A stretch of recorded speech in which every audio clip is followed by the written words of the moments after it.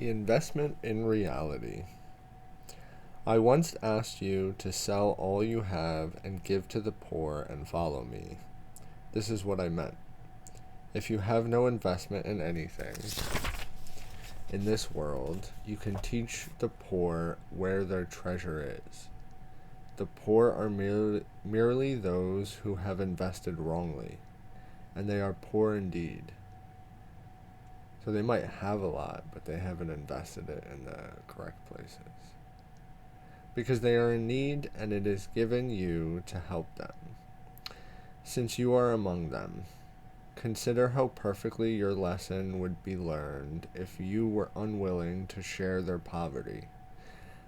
For poverty is lack, and there is but one lack, since there is but one need. Suppose a brother insists on having you do something you think you do not want to do. His very insistence should tell you that he believes salvation lies in it. If you insist on refusing and experience a quick response of opposition, you are believing that your salvation lies in not doing it. You then are making the same mistake he is. And are making his error real to both of you. Insistence means investment, and what you invest in is always related to your notion of salvation. The question is always twofold. First, what is to be saved? And second, how can it be saved? Whenever you become angry with a brother, for whatever reason, you are believing that the ego is to be saved. And to be saved by attack, if he attacks, you are agreeing with this belief. And if you attack, you are reinforcing it. Remember that those who attack are poor. Their poverty asks for gifts, not for further impoverishment. You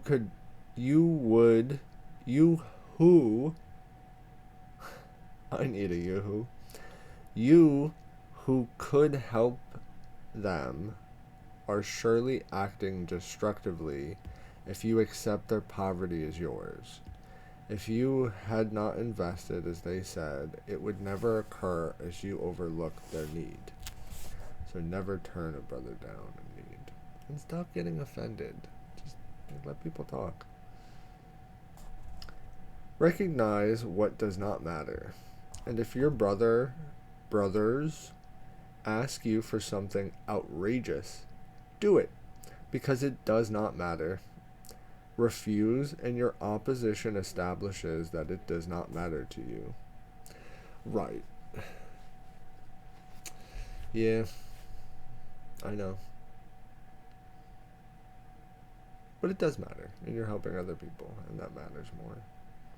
You can't be afraid to, I say lose stuff, but it doesn't matter in the end, right? Everything that we have here, you can't take after you die. So, help your brothers.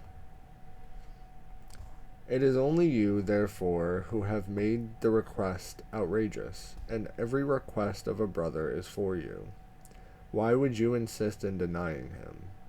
For to do so is to deny yourself and impoverish both.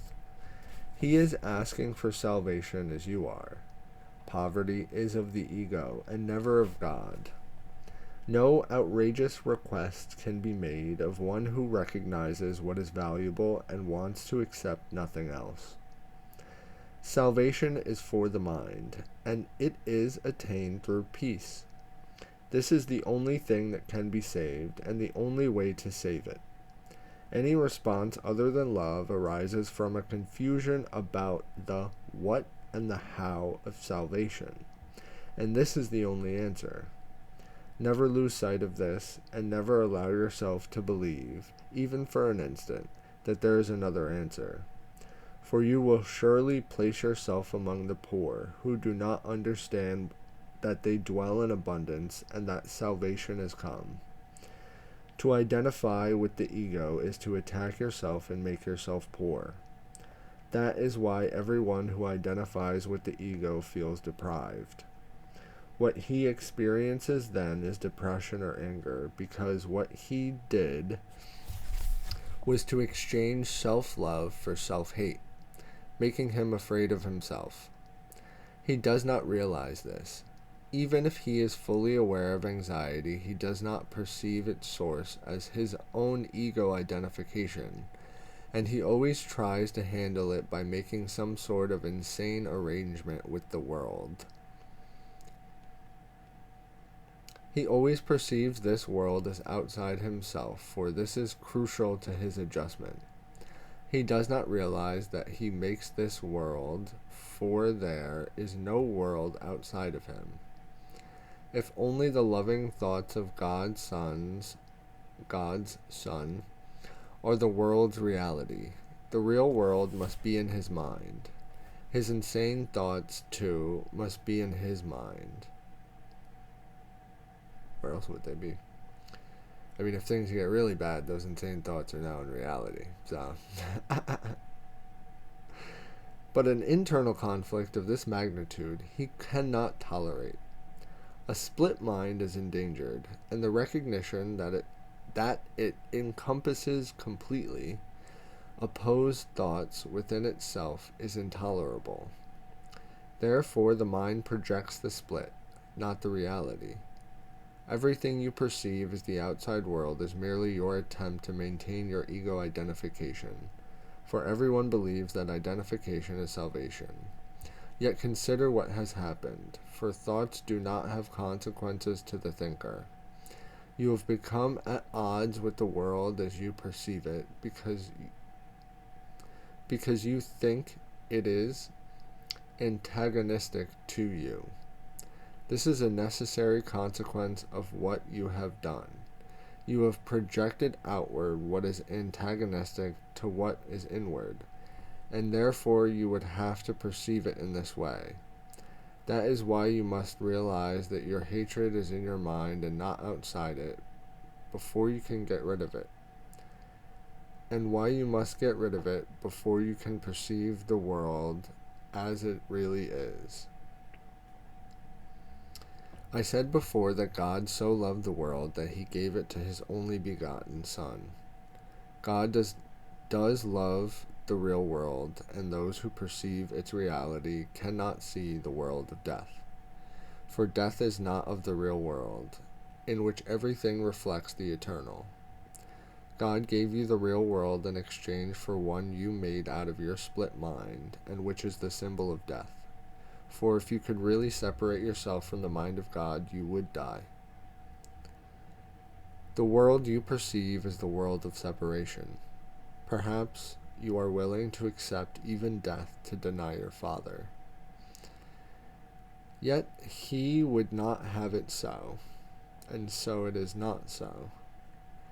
You still cannot will against him, and that is why you have no control over the world you made.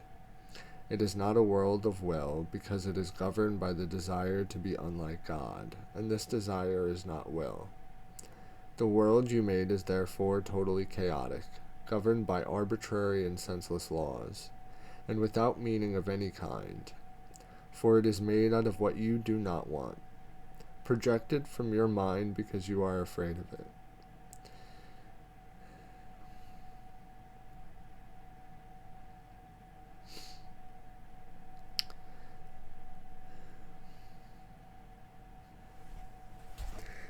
Yet this world is only in the mind of its maker, along with his real salvation. Do not believe it is outside of yourself, for only by recognizing where it is will you gain control over it. For you do have control over your mind. Thank God. Since the mind is the mechanism of decision. If you will recognize that all the attack you perceive is in your own mind and nowhere else, you will at last have placed its source, and where it began it must end, for in this place lies salvation. The altar of God where Christ abideth is there. You have defiled the altar, but not the world. Yet Christ has placed the atonement on the altar for you. Bring your perceptions of the world to this altar, for it is the altar to truth. There you will see your vision changed, and there you will learn to see truly. From this place where God and his Son dwell, in place and where you are welcome, you will look out in peace and behold the world truly. Yet to find the place, you must relinquish your investment in the world as you project it, allowing the Holy Spirit to extend the real world to you from the altar of God. Yeah.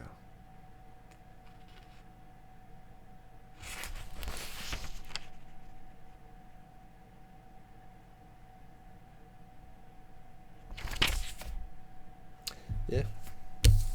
Better decisions. Always help your brother. You know? Saying no to your brother is probably the most selfish thing that you could do.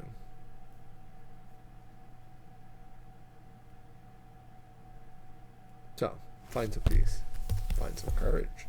Find whatever you left laying around, right? Do some spring cleaning. You know? Paint the roses. Or smell them. Do something.